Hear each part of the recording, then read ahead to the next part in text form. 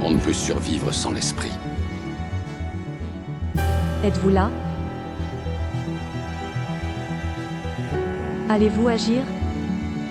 Let's reconnect. Y aurait-il une géométrie du réel? Reconnect us to the earth.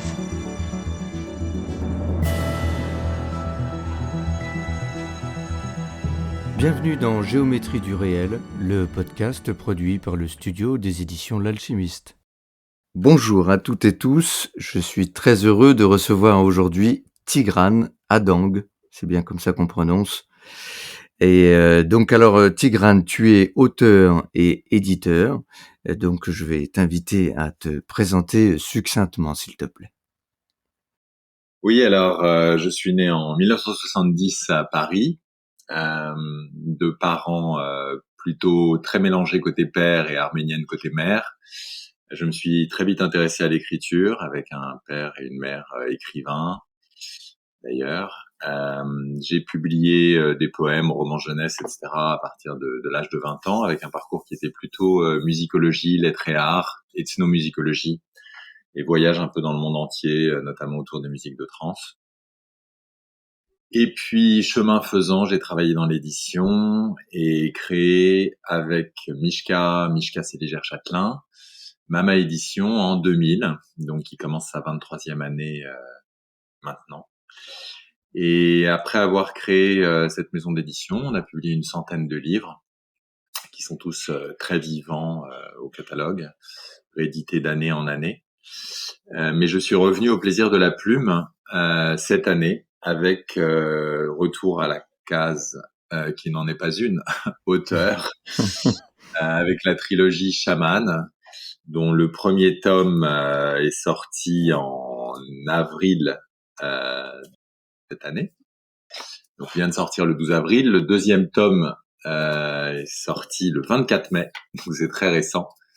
Et en primeur, le troisième tome sortira le 15 juin pour clore cette trilogie de contes initiatiques. Voilà. Très bien. Alors justement, donc je viens de finir le premier tome de Chaman, de la trilogie. Alors j'ai trouvé ça vraiment très intéressant. Et puis alors bon, en tant qu'auteur, puisque j'ai la double casquette comme toi, donc auteur, éditeur, ça m'a fait penser à ce que j'ai écrit Sorcier à l'époque sur alors c'est plutôt le côté amérindien, qui est un recueil de nouvelles un peu initiatique. Alors j'ai vraiment beaucoup aimé Chaman parce que on plonge vraiment dans la vie du personnage, dans ce village. Donc ça se passe en Mongolie, donc tu vas pouvoir développer, enfin si tu veux. Et puis c'est très vivant. Hein, c'est vraiment comme un conte initiatique. Et puis j'oserais dire ça sent le vécu. Alors là tu me diras si oui ou non c'est le cas. Voilà. Donc est-ce que tu peux nous en parler un petit peu? Oui, alors ce conte initiatique qui se répartit sur les 3 volets de cette trilogie, effectivement, est un entrelacement d'un récit autobiographique verbatim, c'est-à-dire que tous les flashbacks, tous les souvenirs d'enfance, toutes les mémoires, tous les retours en arrière sont exactement tels que je les ai vécus. Donc les noms sont les vrais noms, les dates, les lieux, etc. C'est un récit autobiographique aussi fidèle que possible. Et en revanche, tout ce qui correspond à une trentaine d'années de voyages qui ont commencé en allant enregistrer justement des musiques de trance ici et là, et puis qui se sont poursuivis par des études, des stages, des expériences, des séminaires, des retraites, que ce soit dans le domaine du chamanisme ou dans d'autres domaines, ont eu lieu par exemple au Sri Lanka, en Afrique de l'Ouest, en Afrique du Nord, en Indonésie, à Bali, en Russie, avec des chamans sibériens, en Europe de l'Est, du Nord, avec des chamans péruviens, colombiens. Et en fait, toutes ces expériences-là, dans ce conte initiatique, plutôt que d'être éclatées sur 30 ans, avec moult destinations géographiques, moments, maîtres et autres, sont rassemblés dans ce conte en Mongolie. Donc toutes ces perles sont tissées dans une unité de temps et de lieu dans cette trilogie. Pour cette réalité-ci, pour la réalité qui est décrite dans ce conte, celle de la géographie, et en fait, évidemment, sur un plan subjectif, ce condensé d'expériences qui a pu avoir lieu, comme je le disais, aussi bien en Asie qu'en Afrique, qu'en Indonésie, qu'en Amérique du Nord, avec différentes traditions, etc., réparties au fil d'une trentaine d'années. Le jour où vous vous retournez sur ces expériences, tout en ayant eu parfois l'impression de vivre des moments différents, des traditions différentes, des transmissions très distinctes, des rituels très contrastés, des rites de passage qui n'ont rien à voir les uns avec les autres. Néanmoins, un jour, quand une boucle se boucle, on pourrait dire, tout d'un coup, tout ça redéfile et vous vous apercevez que c'était les perles d'un même collier, en fait. C'est-à-dire, sur le moment, le sens pouvait vous échapper, le sens global. Sur le moment, la polarité même pouvait vous induire en erreur. Par exemple, il y a des expériences qui peuvent paraître extrêmement dures, certes, difficiles à traverser, mais il y en a qui paraissent franchement négatives. Ça peut être un accident, ça peut être un rituel qui est pas du tout ce qu'on a imaginé, ça peut être des expériences qui représentent de vrais challenges, des découvertes déstabilisantes, etc. Néanmoins, avec le recul, on se dit parfois, mais cette expérience qui sur le moment a été pour moi le pire des cauchemars, s'avère avoir été le coup de pied aux fesses le plus bénéfique de mon existence, ou le tremplin le plus dynamique de ma vie, ou le révélateur et l'accélérateur le plus incontournable qui ne m'a pas laissé le choix, certes, mais qui du coup m'a permis de passer à l'étape d'après. Donc ces différents événements, ces différentes traditions, ces différents moments, ces différentes expériences acquièrent entre elles un sens global avec le recul qui nous permet de voir se dégager une toute autre ligne de temps, une autre ligne qui ne correspond plus d'ailleurs à telle et telle époque, telle et telle géographie, telle et telle croyance, telle et telle pratique, telle et telle tradition. On plonge dans une sorte de terreau universel, dans une sorte de fond commun, où le vrai sens derrière tous ces épisodes émerge, et où cette trame qui a quelque chose de supérieur dans la façon de révéler une double couche parfois, un sens caché, ou toute la longueur en bouche de telle ou telle expérience, qu'elle ait été positive et qu'elle paraisse en fait ultra positive, ou voire même, comme on disait, qu'elle est parue très négative, voire cauchemardesque, et que finalement elle se révèle initiatique, eh bien c'est ce qui se passe avec ce recul, et c'est ce qui m'a poussé, à partir du moment où j'ai commencé à écrire. Et là, je dis franchement, j'ai pas choisi grand-chose. J'ai surtout, j'allais dire, obéi, suivi, honoré, répondu à un certain appel. C'est ce qui m'a donc poussé très fortement à rassembler tout ça pour les lectrices et les lecteurs vers une destination qui était la Mongolie de façon complètement impérieuse. C'est un petit peu comme si j'avais pas eu le choix, en fait. Je sais plus où j'ai lu ça, mais il est dit que tu es clairaudient. Non, j'ai eu des épisodes de clairaudience dans mon enfance. D'accord. Je ne définirais pas ni comme voyant, ni comme médium, ni comme quoi que ce soit. D'ailleurs, pas d'étiquette en particulier. D'accord. Et des épisodes de clairaudience, des épisodes de vision spontanée, d'extase non induite par quoi que ce soit. Je veux dire, sans plantes, sans même tambour, sans musique, etc.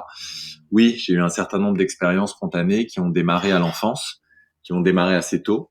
Je pourrais même pas dire quand ont été les premières, puisque je me souviens des premières aussi loin que ma mémoire remonte. Y en a-t-il eu avant? C'est un mystère. J'ai plutôt l'impression que oui. Sur la rappelle-t-on de toutes ces expériences qui peuvent apparaître aussi, pas forcément de plein jour quand on est réveillé. Il y a certaines expériences très révélatrices, des rencontres, des voyages, des moments initiatiques, des clés ou des pivots où il y a vraiment avant et après, qui peuvent apparaître en méditation, qui peuvent apparaître en état de choc, en état d'accident, qui peuvent apparaître en rêve aussi. Donc il y a une foultitude de moyens d'accès, de portes et d'avenues qui nous sont ouvertes, qui peuvent correspondre à la sensibilité, au profil, aux aptitudes et où en est chacun sur le chemin, sur son chemin. Et ces expériences, oui, ont alterné depuis l'enfance.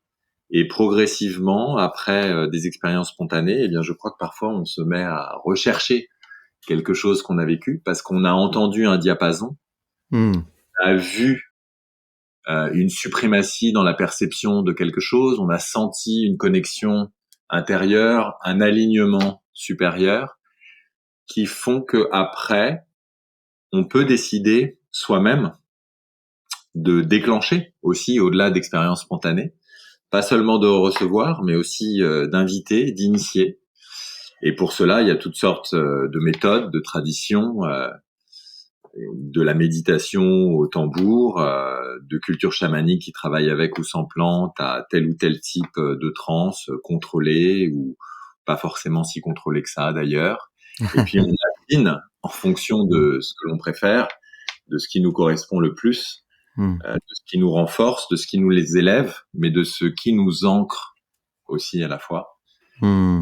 Cette notion d'enracinement et de stabilité avec le temps ne fait que gagner en valeur. Alors ça c'est très belle transition, merci Tigrane.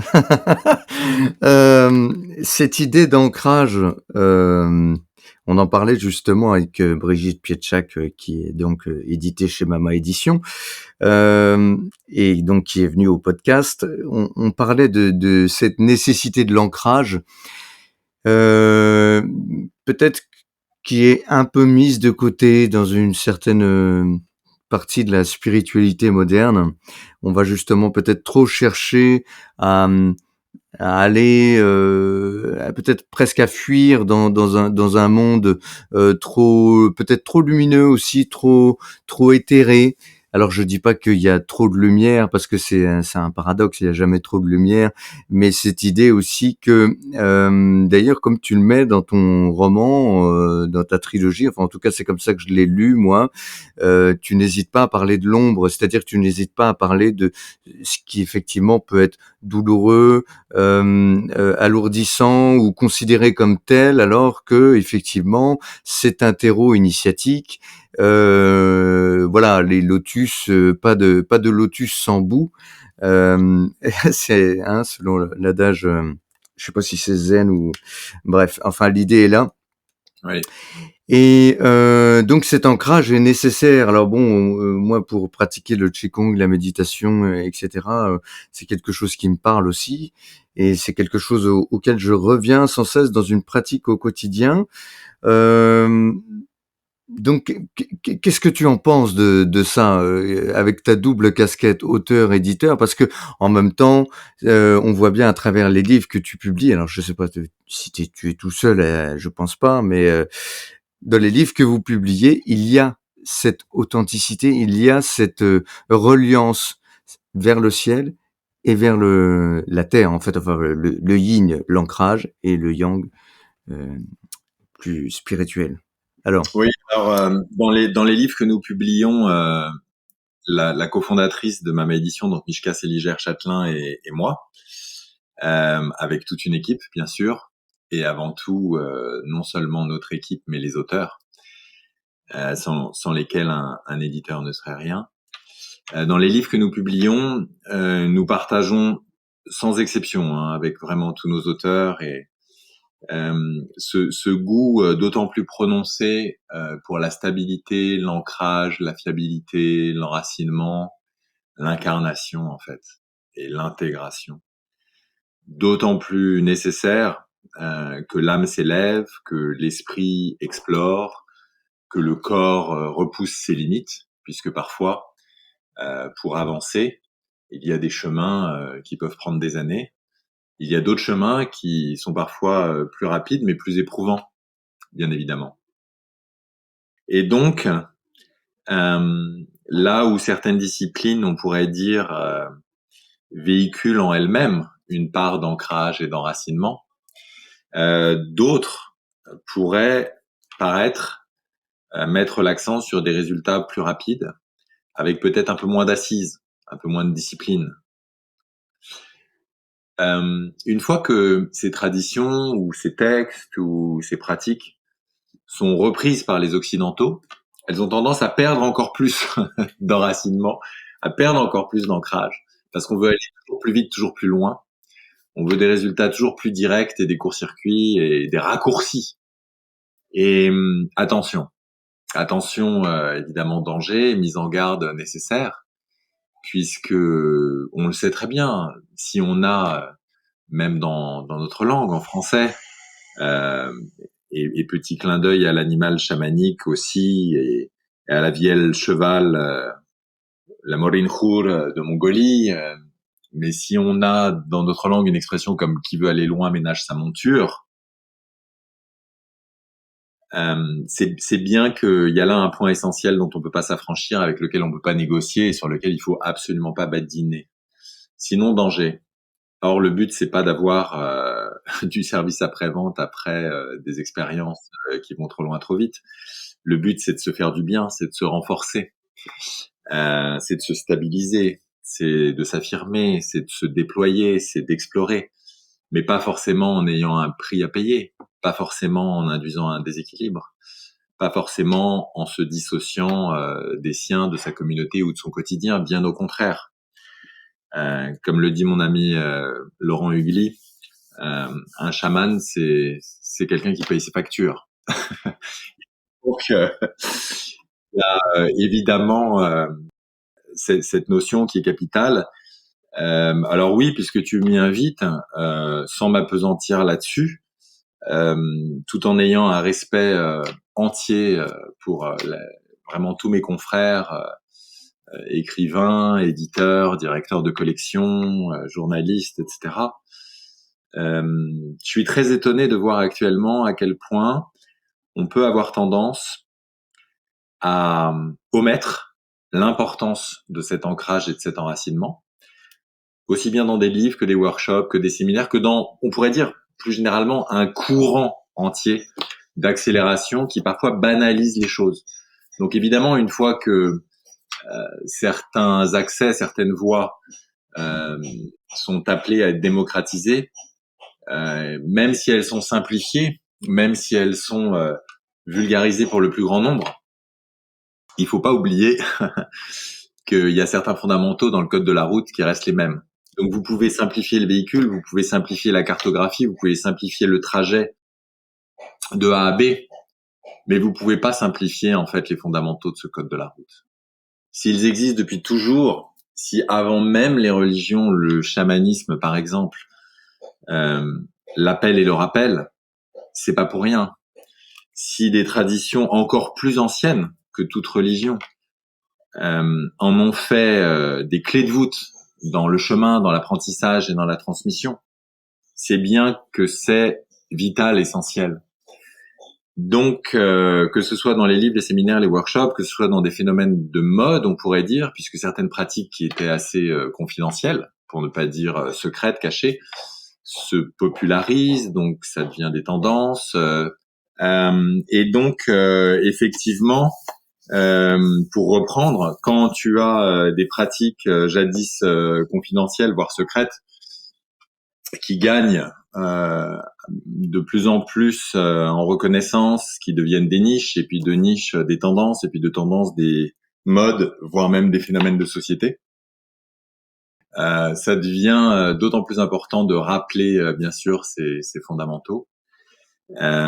Et c'est ce que nous faisons dans tous les livres que nous publions chez Mama Édition, bien sûr, puisque cette image en fait bien connue de l'arbre qui s'enracine et se déploie proportionnellement sous terre à sa croissance dans l'air, ça reste finalement une image qui vaut un long discours et qui nous rappelle que si vous voulez passer de 2 à 5 à 10 à 15 mètres de branchage croissant et florissant, alors vous devez passer de 2 à 5 à 10 à 15 mètres de racines souterraines, certes invisibles, mais sans lesquelles il n'y a rien, puisqu'au moindre coup de vent, l'arbre serait arraché. Alors, c'est vraiment très intéressant. Puis alors, je suis très, très heureux de t'entendre tenir ce discours parce qu'effectivement, c'est pas celui qu'on entend le plus. Alors, dans ton roman, dans ton tome 1, Chaman, il y a quelque chose que j'ai noté que j'ai trouvé aussi. Enfin, j'ai trouvé qu'il y avait un clin d'œil, mais peut-être que c'était pas voulu. Mais bon, tu nous diras. Il y a cette étape dans la grotte où, où tu parles d'un dépouillement euh, spirituel, énergétique, d'un éparpillement, hein, d'une séparation du corps qui m'a fait penser euh, à l'initiation d'Osiris, le démantèlement. Quand son corps est jeté, je crois que c'est dans le Nil, hein, bout par bout, la main, le pied, la jambe, le bras, Ouais. et ce démantèlement, pour ma part, dans la voie que je suis, alors à la fois avec le Qigong et le Neigong, parce que je travaille vraiment le Qigong dans une voie intérieure, et l'enseignement d'Arnaud Desjardins, dont je parle souvent dans le podcast, puisque donc j'ai été ou je suis toujours, puisqu'on y reste toujours sur le chemin proposé par Arnaud Desjardins. Il y a cette idée de s'ouvrir, hein, de se dépouiller pour rejoindre la lumière qu'on est déjà, en fait, pour rejoindre la conscience qu'on est déjà au fond de nous. Il n'y a pas quelque chose à construire, mais il y a quelque chose plutôt justement à dépouiller pour retrouver ce qu'on est déjà avant la naissance, aujourd'hui, ici, maintenant, et qu'on rejoindra après le chemin physique, corporel, etc. Et c'est intéressant parce que c'est pas pour autant que, comme tu le dis, qu'on doit, à mon sens, c'est même sûr. Enfin, moi, je suis persuadé qu'on ne doit pas fuir notre incarnation, mais au contraire rester complètement incarné pour vivre toutes ces facettes. Alors, tu parlais de musicologie tout à l'heure. Je suis musicien aussi, chanteur. C'est assez amusant, tu vois que qu'on ait ces connexions que j'ignorais complètement avant de faire le podcast, hein, je le précise pour ceux qui vont nous écouter plus tard. Oui, c'est vrai. Et je trouve que, tu vois, donc moi je suis né en 76 et depuis, je sais pas, 4-5 ans, je ne cesse d'explorer des facettes de moi en osant en me disant bah tiens cette facette là par exemple le tirage de cartes là je vois les cartes qui sont là bon ben voilà je tire les cartes depuis que j'ai 24 ans je vais oser maintenant voilà assumer ça tu vois l'écriture je vais oser assumer ça la musique je vais oser assumer cette facette là pour en fait toujours se déployer. Alors je voudrais ton point de vue ton retour d'existence par rapport à ça, ce déploiement et en même temps, cette autre facette dont tu parles, beaucoup plus ésotérique, beaucoup plus intérieure, du dépouillement. Comment tu concilies ces deux facettes?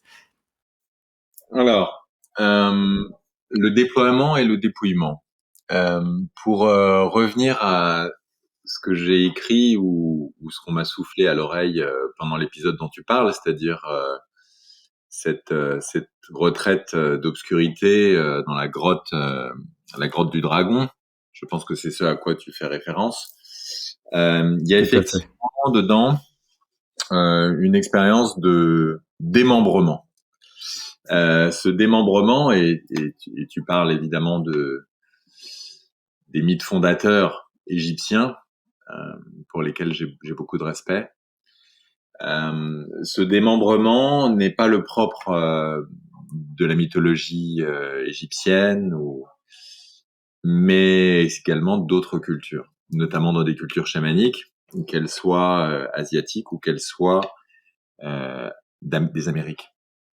Le démembrement peut être un passage euh, complètement terrifiant sur le moment, et sur lequel on se retournera des années après en se disant qu'il a été plus que salvateur, salutaire, bénéfique, etc.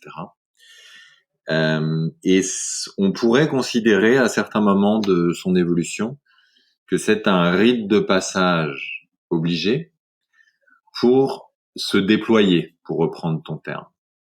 Alors, si on procède chronologiquement par concept simple pour que les auditeurs perçoivent une possible évolution entre ces trois mots, on pourrait dire qu'il y a un démembrement qui peut amener à un dépouillement extrême et que de ce dépouillement peut naître un déploiement plus avancé. Pourquoi ? Parce que le démembrement est synonyme de lâcher prise en lettres capitales. En lettres capitales dans le sens où si vous vivez une expérience de démembrement, c'est pas seulement que vous lâchez prise sur qui vous étiez, sur certaines peurs, sur certaines croyances, c'est que vous lâchez prise sur votre ego tout entier.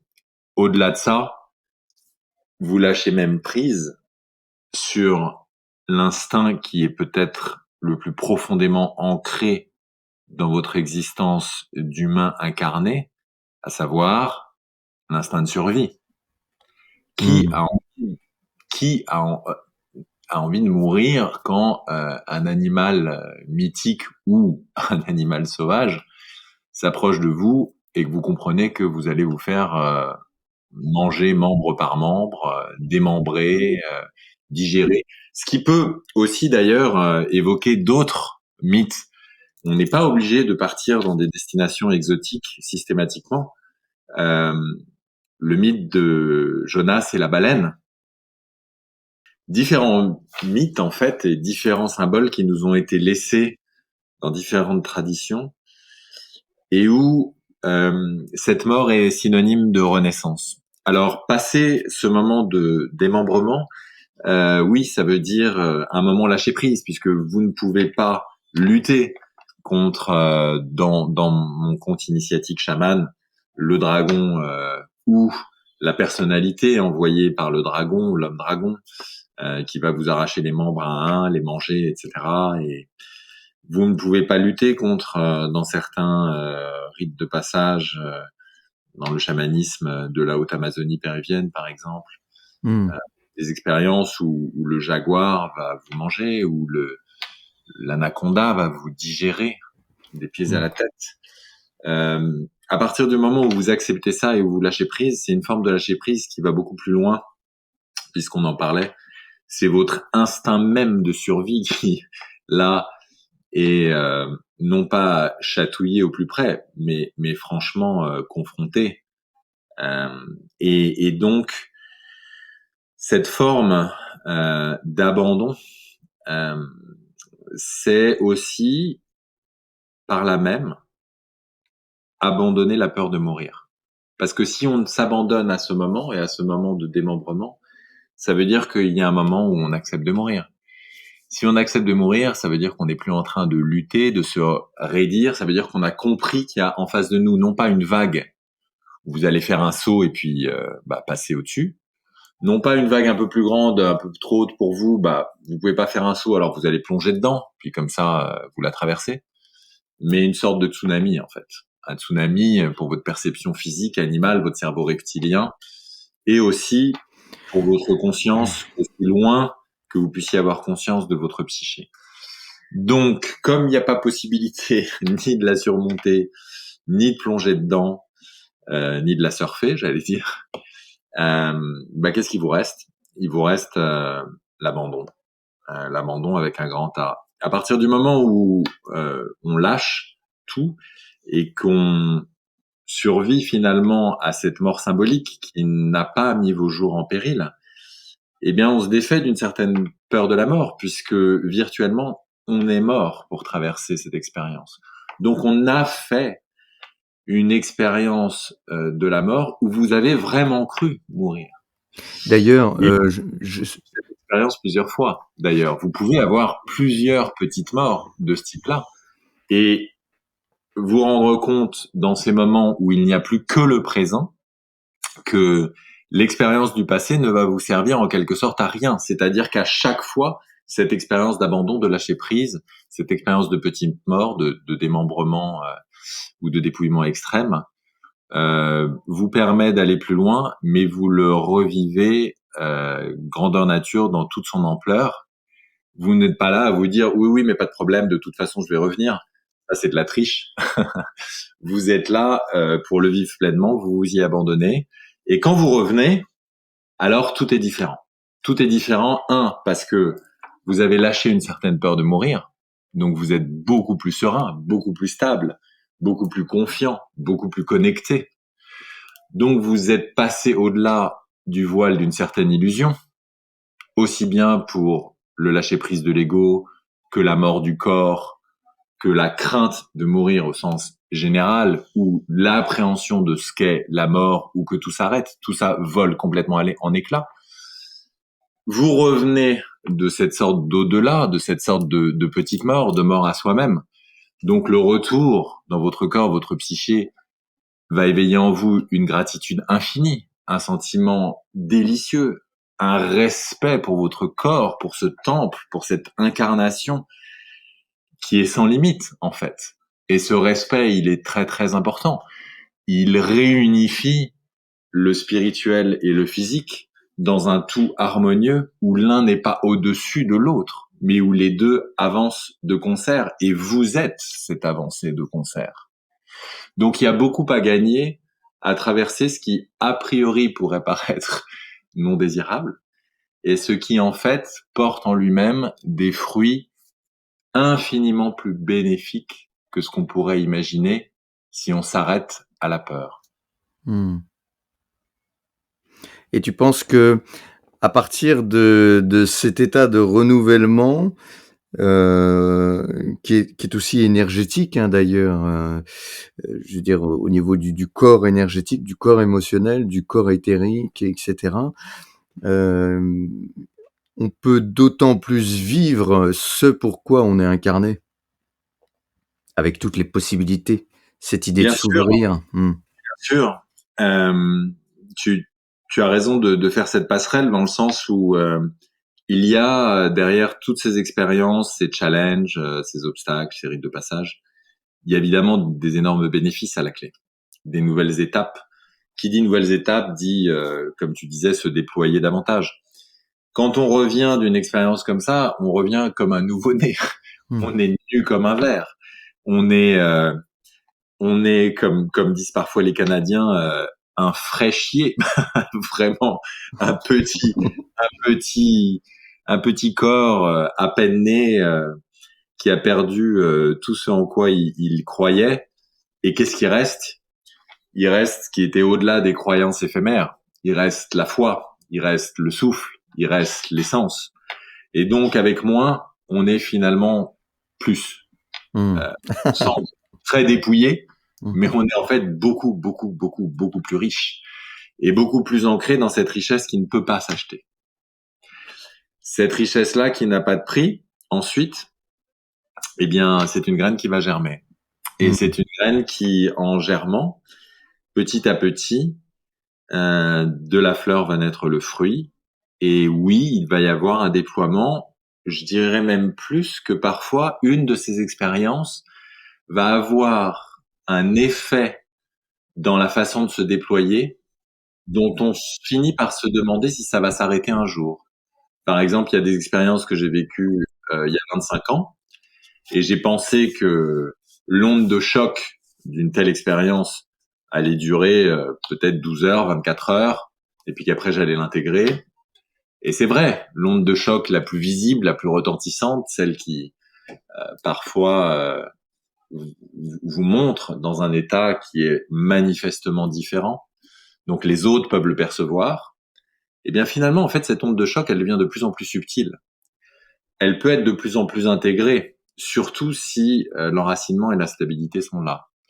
Et en étant de plus en plus intégrée, vous lui permettez de se déployer en sous-couche, mais de façon invisible. C'est-à-dire que autrui ne va pas voir que ceci continue de se déployer en vous. De même, qu'en jetant une pierre dans l'eau, vous allez avoir une vague, un plouf, un son, vous allez tourner la tête parce que ça a attiré votre attention puisque vous l'avez entendu, même si vous le regardiez pas. Ce bruit vous a fait tourner le regard et vous voyez le phénomène.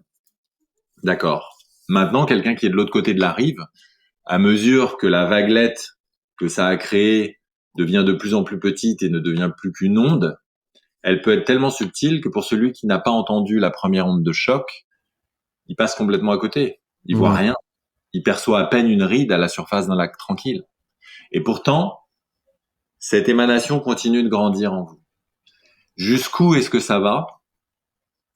Alors, moi, je donne ma langue au chat dans le sens où plusieurs dizaines d'années après, je vois que ça continue de se propager.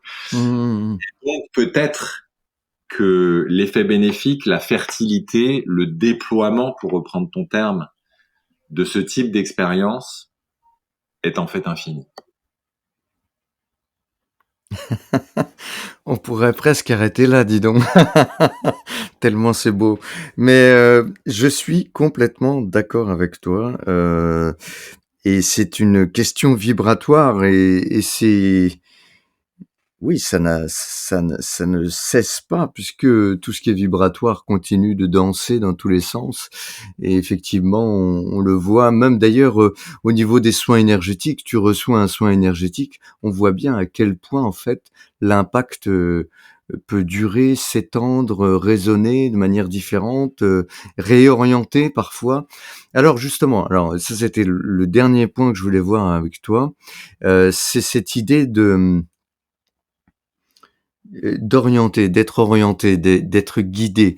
Tu en parles beaucoup après, d'ailleurs même avant l'expérience dans la grotte, dans le livre Chaman, heu, tu montres bien que le personnage, heu, maintenant qu'il est renouvelé, plus proche de sa véritable nature, dépouillé d'un certain nombre de peurs et de croyances, et cetera, et du mental aussi certainement. D'ailleurs, le mental s'arrête complètement au moment de ces expériences-là. Le mental explose ou disparaît, ou je sais pas comment on pourrait dire, mais il fait pouf, quoi.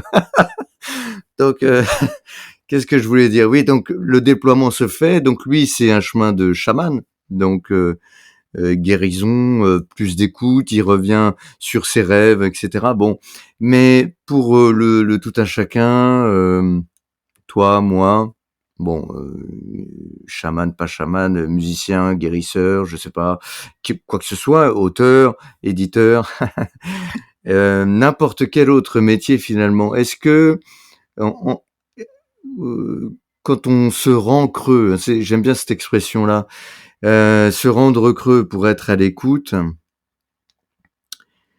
On peut se rendre creux quand on fait silence en soi ou qu'on rejoint la zone de silence en soi, et donc on peut alors mieux recevoir et mieux se faire guider. Mais est-ce que ces guidances-là sont pas en permanence autour de nous et qu'on les écoute ou pas en fait? Qu'est-ce que tu en penses? Qu'est-ce que tu as à dire par rapport à ça? Ces ondes, ces guidances, comme tu dis, me semblent être là en permanence et me semblent être multiples, à coexister dans l'invisible, tout autour de nous, nous traverser sans interruption, jamais. Un petit peu pour prendre une image simple, à l'image donc d'un transistor, d'une radio, vous n'entendez rien. Vous l'allumez, vous entendez une radio de musique classique. Mais quand vous tournez le bouton, vous entendez une radio de jazz, puis une radio de rock, puis une radio de musique ethnique. Donc en fait, toutes ces radios, elles sont là tout le temps, en permanence. Y compris d'autres radios que vous ne comprenez pas, dont vous ne savez pas qu'elles existent. Y compris d'autres fréquences qui sont au-delà de la bande de réception de votre transistor. Y compris d'autres alphabets que vous n'allez pas forcément percevoir par les mots ou le cerveau gauche, mais peut-être par l'image, la métaphore, le rythme, la musique, des hologrammes, toutes sortes de phénomènes extrêmement subtils. Donc, oui, pour reprendre ton expression, se rendre creux, d'autres disent qu'ils ont besoin de faire le vide avant de pouvoir être productifs sur telle ou telle tâche de leurs travaux, d'autres font silence avant d'entendre la petite voix. En fait, on utilise toutes sortes de métaphores et de vocabulaire pour un phénomène qui prend différents visages entre la source et nous. Et à tous les étages, il y a des canaux qui vont être plus ou moins purs, plus ou moins alignés, plus ou moins pertinents, plus ou moins bienveillants, plus ou moins présents, plus ou moins spécialisés dans une couche physique et quotidienne de la réalité qu'ils peuvent conseiller, plus ou moins experts dans des strates beaucoup plus subtiles et impalpables de la multidimensionnalité. Et il faut tout pour faire un monde. Alors s'il faut tout pour faire un monde, que faut-il pour faire des mondes? Il faut tout ça, entre autres. Et libre à vous d'être particulièrement précautionneux, bien intentionné, exigeant également et prudent dans la façon de convoquer, d'inviter, sans ouvrir forcément toutes les vannes, sans ouvrir forcément plusieurs chaînes de radio à la fois, faute de quoi elles ont beau être chacune magnifique pris isolément, vous n'y comprendrez plus rien et vous serez submergé par le brouhaha d'un mélange entre la plus belle musique classique, le plus beau jazz et la plus belle musique ethnique. Ce qui prouve bien que plus, c'est pas forcément mieux, bien au contraire. Donc, cet alignement, cette précision, cette acuité dans la réception, elle est cruciale, bien sûr. Et au fil des temps, elle a pu prendre différentes formes et générer différents termes. Que l'on parle des scribes à une époque, de la petite voix à une autre époque, du souffle de l'ange qui murmure à votre oreille à une autre époque, de channeling il y a 30 ans, de canalisation, de réception, de clairaudience. Et puis, en dehors des domaines mystiques et ésotériques, revenons à nos cultures occidentales, revenons à nos artistes connus et reconnus. N'y a-t-il pas nombre d'écrivains, de poètes, de musiciens parmi les plus prestigieux, les plus illustres de l'époque baroque, romantique ou du XXe siècle, qui chacun à leur manière, à un moment, ont dit, écrit dans une lettre, dans un texte, dans une interview. Alors oui, cette pièce, j'ai franchement pas l'impression de l'avoir produite moi-même. Ça m'est venu tout cuit. D'ailleurs, j'ai pas fait une seule correction dessus. Je suis pas revenu en arrière. Intéressant d'ailleurs de voir que l'expression qui va revenir souvent dans ces moments-là, pour boucler la boucle de ce que je disais au début par rapport aux différentes images et aux différents étages que traversent ces messages qui viennent de la source, cette expression qui revient souvent et où l'artiste dit ça coulait de source en fait. Ce poème, cette musique, c'est coulé de source. Tiens donc. De quelle source on parle? Mais oui, tout à fait. C'est vraiment très intéressant. Est-ce que tu peux justement, à propos de cette source, nous parler un petit peu des auteurs de Mama Édition?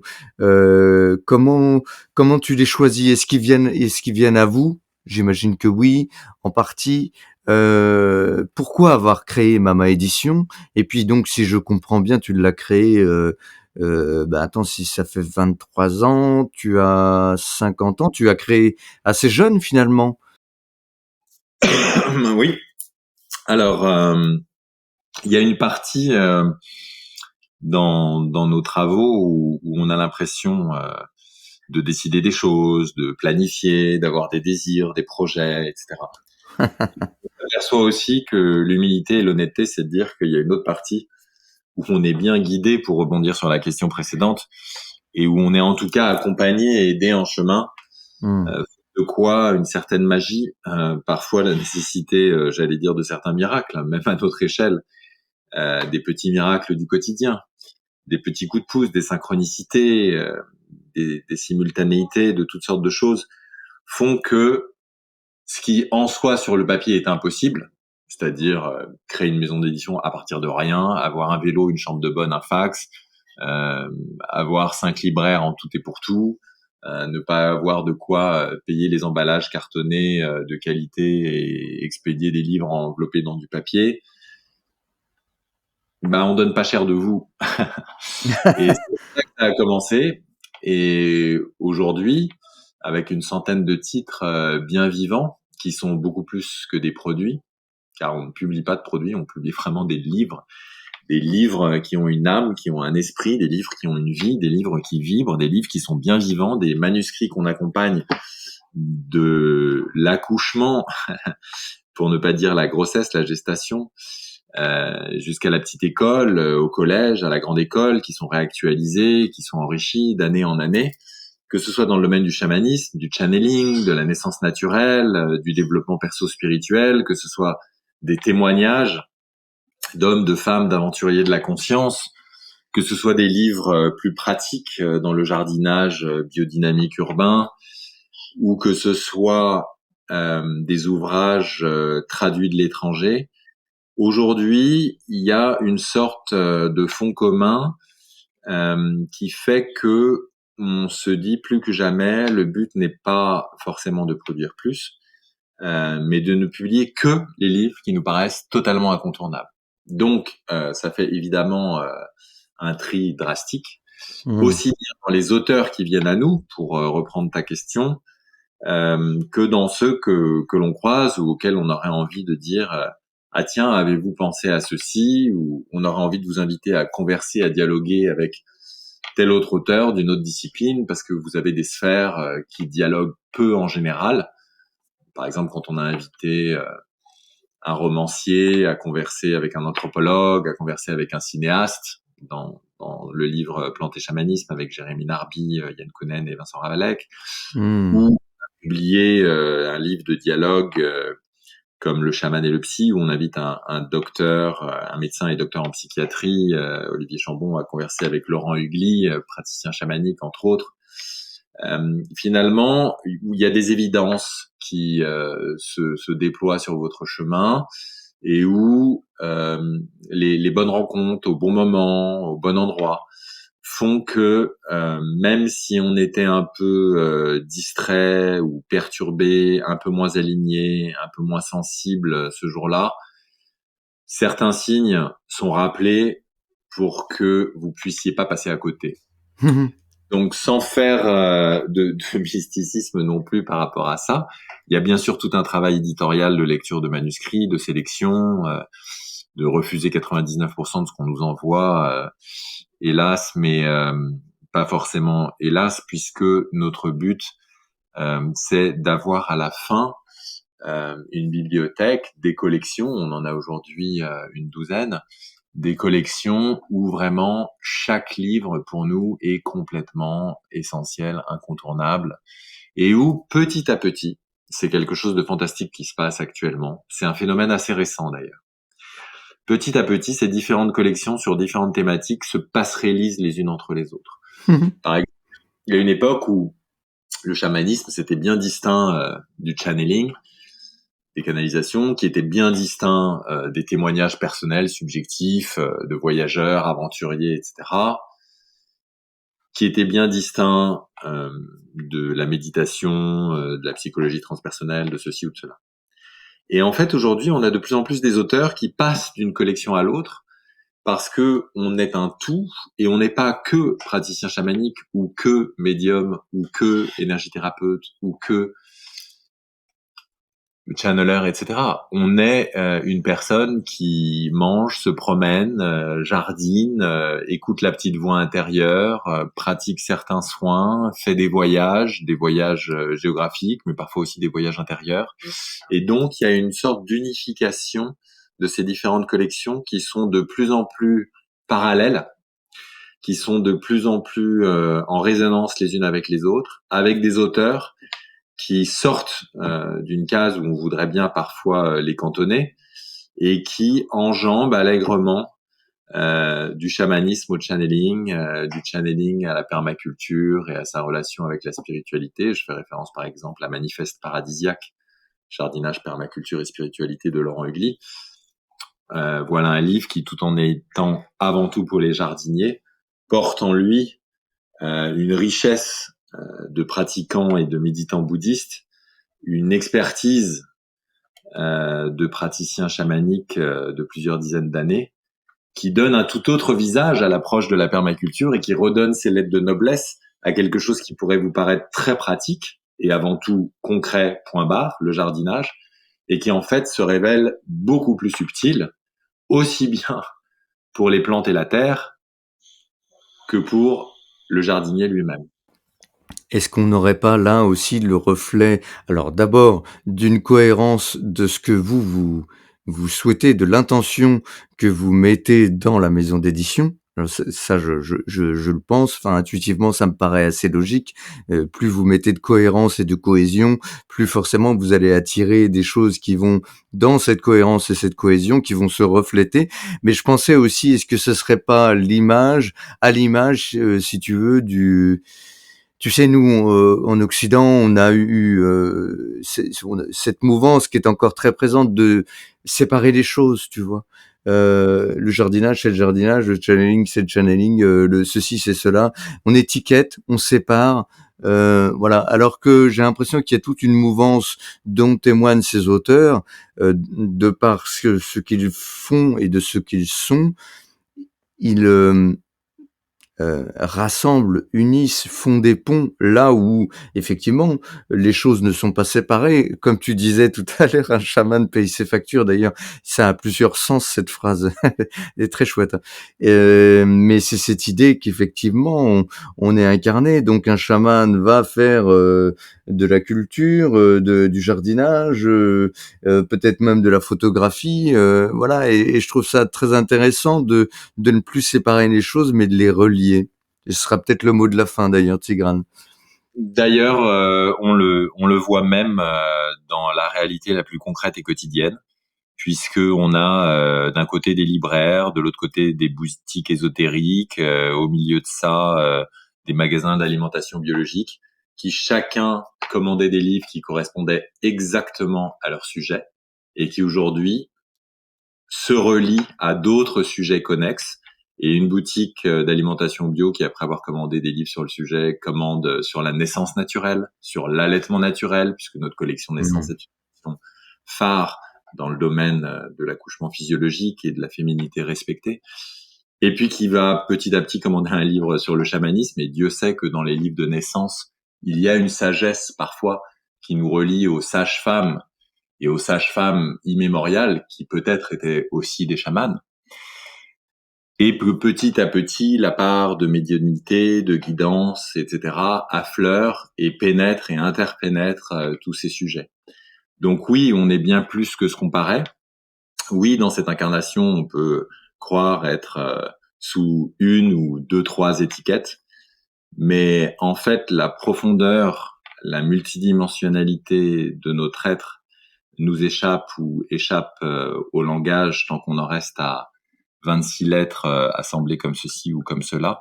Et donc, ce phénomène dont on parle aujourd'hui entre les auteurs, les collections et les lecteurs, c'est quelque chose de magnifique qui tend à épouser le fait d'embrasser des parts de nous qui échappent aux mots et qui échappent souvent au visible. Bravo. Bravo, c'est très beau. Tigrane, un petit mot de la fin ou pas? Est-ce que tu veux terminer sur quelque chose?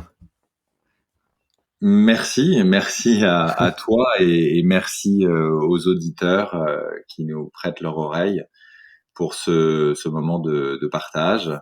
Merci aux esprits de Mongolie et d'ailleurs qui m'ont guidé pendant l'écriture de cette trilogie de contes initiatiques chaman. Merci à toutes sortes de personnes visibles et invisibles que je ne mentionnerai pas ici et à qui je dois beaucoup pour ne pas dire tout. D'accord. Eh bien, pour les auditeurs, je précise que je mettrai les liens de ta trilogie Chaman dans la description du podcast, que j'invite tout le monde à découvrir toutes les collections de Mama Édition parce que c'est vraiment très chouette ce que vous faites. Moi, j'adore, je suis hyper fan. Donc, félicitations, merci pour ce que vous faites. Et puis, évidemment, merci aussi à toi d'être venu. Et puis, je vous dis à tous, à très bientôt. Salut Tigrane. Salut. Au revoir. Merci.